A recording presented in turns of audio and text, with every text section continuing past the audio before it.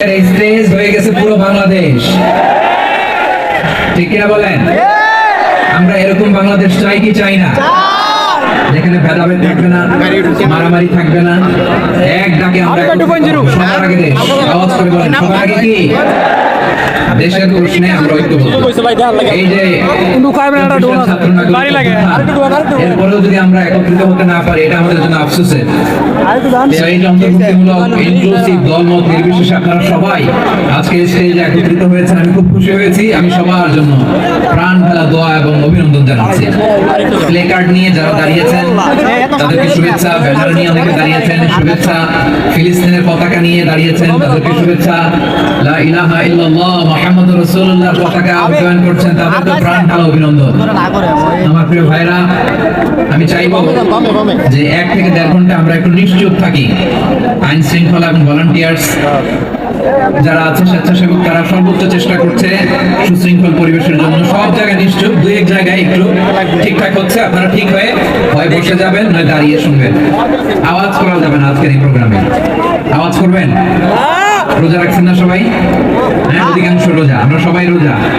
রোজা রেখে শাউট করে কথা বলা আমার জন্য কষ্টকর। আমি এই সহযোগিতাটুকু চাইবো। সবাই রোজাদার, এই যে হাজার হাজার লাখ জনতা আমি দেখতে পাচ্ছি, নিজের সেফটি সিকিউরিটি এনশিওর করে মুভ করবেন। সামনে গেলেও দেখে শুনে, পেছনে গেলে দেখে শুনে, কোনো দুর্ঘটনা, হতাহতের ঘটনা যাতে না ঘটে। ময়মনসিংহের জেনজি তারা যে সুশৃঙ্খল, আজকে গোটা বিশ্বকে দেখাই দিতে হবে এখান থেকে, ঠিক কিনা বলেন? মাশাআল্লাহ। আমার প্রিয় ভাইরা, আসুন আমরা কাল বিলম্ব না করে মহাবিশ্বের মহাগ্রন্থ আল কুরআন আল কারীম থেকে তাফসীর শুনে, যেহেতু এটা তাফসীরুল কোরআনের প্রোগ্রাম, আর কোরআনের প্রোগ্রামের একটা আদব আছে, একটা বৈশিষ্ট্য আছে। এখানে হট্টগোল করা যায় না। হট্টগোল করা যায় না। মাশাআল্লাহ, মাশাআল্লাহ। নিজ দায়িত্বে আইন শৃঙ্খলা বাহিনী থামতে বলবে, স্বেচ্ছাসেবকরা থামতে বলবে না। আপনি দায়িত্বশীল। আজকে আপনি হচ্ছেন এই প্রোগ্রামের হোস্ট, আমি গেস্ট। সো গেস্টের সাথে কি আচরণ করবেন আমি দেখতে চাই। সবাই ঠান্ডা হয়ে যাবে, কোনো আওয়াজ নাই। মাশাআল্লাহ, এই তো বলার সাথে সাথে ঠান্ডা হয়ে গেছে। মাশাআল্লাহ, এই যে এদিকেও আওয়াজ হচ্ছে, এখন ঠান্ডা। মাশাআল্লাহ, মাশাআল্লাহ। জি, দেখেছি। শান্ত হতে হবে, শান্ত হতে হবে। আমি শুরুতেই হাত নাড়িয়ে শুভেচ্ছা জানিয়েছি আপনাদের। একটু পরপর হাত নাড়ালে আলোচনায় ব্যাঘাত ঘটবে।